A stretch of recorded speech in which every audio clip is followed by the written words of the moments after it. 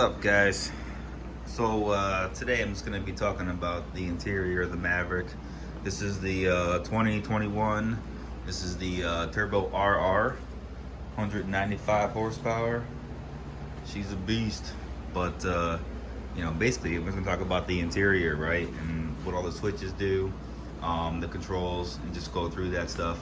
The reason why I'm doing this too is because when I was looking up these machines, it was hard to find videos exactly what everything does and so on and so forth. But let's do a quick walk around. I would say this machine's about I don't know, it's a month old, almost 200 miles. So we're gonna do the that first service pretty soon. But so I mean, this is pretty much all stock. A couple things I added in here was the bags and the doors, a little bit more storage, which is nice. The full doors, honestly, Amazon, I think they were like a couple $100. You can't beat that. You need the full doors. I added the iPad holder there, and I added the Swamp Donkey stereo system. Pretty inexpensive, not too bad, and sounds pretty good, I would say. But anyways, we'll just go through the interior and what things do in here. So let's see. Oh, and I put the mirrors on. The mirrors were like part of a package deal I got on Amazon. Anyways, so with the 2021s, you have that new gauge cluster. It's all digital now instead of the tacks that were on there before, which I thought were pretty cool. But they just, I don't know, the upgrade's okay, I guess. Basically with any Maverick, you're gonna get one key now. So the 2021s, you get the one key, and before, I guess you got two keys. One was the performance key, one was the regular key. But you can switch from performance mode to eco mode and drive mode here, and I'll go through all that. So what we'll do is we'll go ahead and start it up.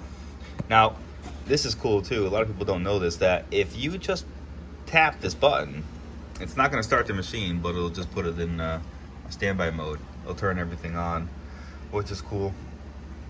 And so we'll start over here, right? Your lights are always on. You got your high beams, your low beams, and what's different here is if you hold this button down, I think you gotta hold down for like 3 seconds, then it turns off the driving lights and it just leaves those LEDs on there, which is pretty cool. But you have to hold down that off button, and then once you start it up and turn it back on, it'll go back, the lights will automatically be on. So the lights are on all the time, and then you get your high beams and low beams. A couple slots here for future switches. Then over here, you get your override and reverse. That's pretty straightforward, right? If you need more power for reverse, you're gonna hold down your override, get you out of a sticky situation. Then here, so you have your two-wheel drive, which is all the way down. And when you're in two-wheel drive, you can't do trail or trail active mode. I mean, that does nothing, right? It's only for the four-wheel drive. Then if you go into the middle position, that'll put you into 4x4 mode, and you can choose between trail and trail active mode. Honestly, the power of this machine, you're never going to be in two-wheel drive. You're always going to be in that four-wheel drive, unless you really want to go, like, spin around, do donuts, things like that.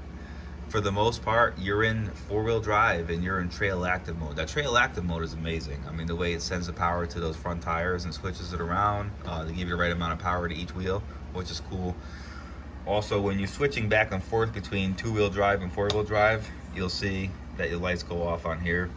So it'll just light up the back wheels. Obviously, it's a lock differential in the back all the time. You can't unlock that. So you got your four-wheel drive, and then obviously your front diff locks. So if you wanted to lock your front differential, honestly, you're only going to be using that once in a blue moon. If you're really stuck and you got to get out of something, you'll go in the front diff lock. Otherwise, for the most part, four-wheel drive is what you're in, and trail active mode. I haven't really done too much trail mode. It was mostly trail active mode, just because of the power of this machine. We do a lot of tight trailer riding, things like that. So most of the time we're in trail active mode. And then you have your controls here, and this is what's controlling the dash here. So basically, we'll just start off with your drive mode, right? So your drive mode, you can switch back and forth between eco mode and sport mode. When you do switch those, you do notice that there's a different tone that the engine puts out for sure. So it's definitely doing something. And at the same time, it will help you with your throttle response. So when you're in eco mode, it's going to be a lot more forgiving when you're giving it throttle in eco mode. Sport mode is full power. A lot of people say, "Oh man, drive in eco mode while you're braking it in." I don't know. I don't believe that. Drive it, however you want to drive it. Just don't be on it for a long period of time when you're, driving the machine. We got 186 miles on here. So anyways, that's your drive mode button. Then you got your trip, right? So if you push your trip button, you'll see your miles, and trip A, trip B, so on and so forth. Pretty straightforward. Your dynamic power steering, right? That's pretty important. So if you push this button, it's going to tell you that it's on max, right? If you keep pushing, it's not going to do anything. It's always on max. The way you change it is you hold down your DPS button. When you hold it down, then it'll go between minimum, hold it down, medium, hold it down, maximum. So that adjusts, the feedback on the power steering. One thing I could say about that, like if you're in a tight trail system, you probably want to be more of like a medium or light mode because, you want to get a lot of feedback from the steering wheel, no doubt about that. So, because it's so easy to turn the wheel when you're in max mode, you can lose control pretty easily. So that's your DPS system. Then you got your menu. In your menu, you got your speed stats, your engine temperature, battery voltage, settings. So if we go into our speed stat and hit OK, it's going to tell you what your top speed was, and you can reset that too. So if you want to know what your top speed was on a particular ride, you can reset it and then go back and look and see what your top speed was. Then if we go into our engine temperature, obviously that's going to show us our engine temp. If we go into our battery voltage, hit OK, that's going to show us our battery voltage.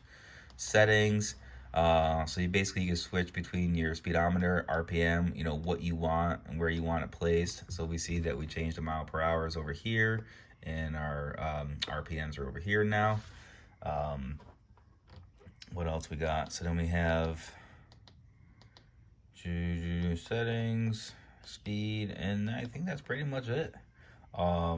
So once again, you have your controls are over here, your override, your four-wheel drive system, your trail active mode, trail mode, and this is a DS, so it's the 64-inch wide machine.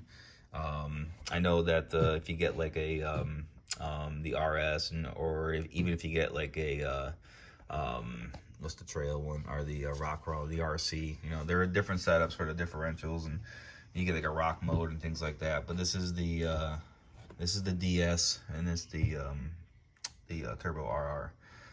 So once again, things that I did differently was I added the bags in here, which is nice. These are nice storage. Amazon, not that expensive. The full doors. You got your storage box here. Just pull up really hard on your storage box and it'll open it up. That's a pretty good storage box. Keep a lot of stuff in there. Never have any issues with it getting wet or anything like that. It's pretty sealed up. The windshield, half windshield is nice, especially if you're going through a little bit of water. Nothing comes, in the cabin on you, and it's not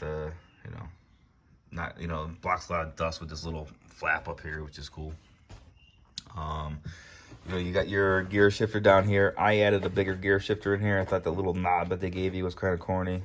So put something a little bit more badass in here, I would say. And then you got your gears. You got your reverse, your neutral, your high, and your low. So unlike other machines, your low gear in this machine is really, really low. I mean, pretty much set up for like if you're going to be doing some rock crawling, or you're going up something that's really tough, or you're going through some really deep mud and you need to get out of it, you'll be in low gear. Otherwise, you're in high gear all the time. No reason to be in any other gear besides high gear, I would say. Yeah, man, I mean, I think that's it. I enjoy the machine. Oh yeah, and the other thing too is I put this on here, but you still have your 12-volt charger back there. I don't know if you can see it, but a little cigarette lighter charger thing is in there, which is cool. I plugged the phone in. So yeah, that's it. Interior, you got 2 cup holders back here, and these seats are really comfortable. They're nice. A lot of people don't know that these seats fold up.